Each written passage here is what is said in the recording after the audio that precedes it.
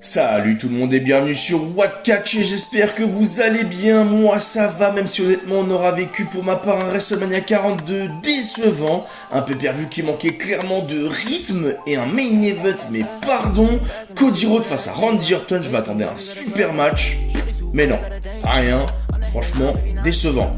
Enfin, heureusement qu'on a eu la nuit 2 pour rattraper un peu tout ça. Merci au match de Gunther face à Rollins ou encore le main event CM Punk face à Roman Reigns qui aura quand même sauvé WrestleMania 42. Pour ce qui est du Raw du 20 avril et du SmackDown du 24 avril, et bien entre les retours et les nouvelles rivalités, on peut clairement voir que la WWE essaye de lancer une nouvelle ère. Le Raw après WrestleMania va démarrer avec Obafemi, immense sensation après sa victoire face à The Beast Brock Lesnar. Il vient, il prend le micro et nous lâche un The Ruler has arrived, puis il se casse. Simple, efficace, le message est clair. On aura la victoire de Rhea Ripley et Io Sky face au Kabuki Warrior. Mais un moment important et intéressant pour ma part, c'est le segment de CM Punk qui revient sur sa défaite contre Roman Reigns. Et la interruption de Cody Rhodes. Ils se font face toujours avec ce respect. Mais là, ils vont nous teaser un éventuel match pour le titre WWE. Et si le titre WWE revenait à Raw?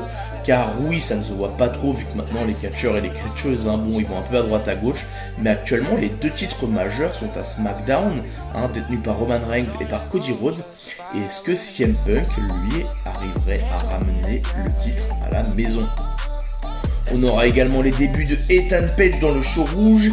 Il va battre J. Vance Evans et personnellement je trouve qu'il s'est très bien débrouillé. Je trouve qu'il a imposé un petit peu qu'il est un heel crédible. Donc je trouve qu'il a fait un très très bon début à Raw. Il y aura Liv Morgan qui va venir célébrer son titre, mais elle sera interrompue par Solo Ruka. Cela va donner un match entre les deux catcheuses, victoire de Liv Morgan grâce à l'intervention de Zarya. The Vision continue de vouloir semer le chaos autour de Rollins, mais surprise, après Obafemi, l'architecte a une nouvelle carte dans sa manche. Il va se faire aider par les Street Profits qui font leur retour après un an d'absence. Et à mon avis, ils vont vouloir récupérer les titres. Finn Balor lui va remporter son match face à JD McDonough et lors de sa célébration, il se fera attaquer par Dirty Dom. Donc je pense que leur rivalité n'est pas près d'être terminée. Et on finira avec Roman Reigns qui va vouloir célébrer avec les Usos son titre World Heavyweight. Mais Jacob Fatu va arriver et va lui faire face et il va lui balancer qu'il est jaloux de sa position et qu'il veut le titre. Donc, est-ce qu'il y aurait un éventuel match en vue entre Roman Reigns et Jacob Fatu pour le World Heavyweight? Eh bien, cela va continuer dans le SmackDown du 24 avril. On va retrouver Jacob Fatu à l'ouverture du show. Il explique qu'il veut Roman, qu'il veut le titre et que c'est son heure. Il va se faire rejoindre d'abord par les Usos puis par MFT qui tenteront chacun de rallier Jacob Fatu. Mais il refusera. Et clairement, on va retrouver pour ma part, je pense, la Bloodline et la Bloodline 2.0 sur les devants de la scène. On aura donc suite à ça Jacob Fatu qui va affronter Solo Sikoa dans le main event et Solo Sikoa va perdre face à Jacob Fatu qui remportera ce match. Il y aura la victoire par disqualification de Paige et Brie Bella due à l'intervention de Jessie Jane et de son équipe les Fatal Influence. Le champion WWE Cody Rhodes annoncera que si quelqu'un le cherche, eh bien que c'est facile de le trouver, mais par contre il sera compliqué de le battre. Je pense qu'il a oublié qu'il a perdu contre Drew McIntyre, donc un peu trop de confiance je trouve. Les titres par équipe seront conservés par Damian Priest et R-Truth après leur victoire face au MFT. Tiffany Stratton devient la nouvelle championne en battant Julia. Danhausen remporte son match face au Miz. Et après avoir mis le chaos dans le show bleu, Nick Aldis annonce que Jessie Jane va affronter Rhea Ripley pour la punir.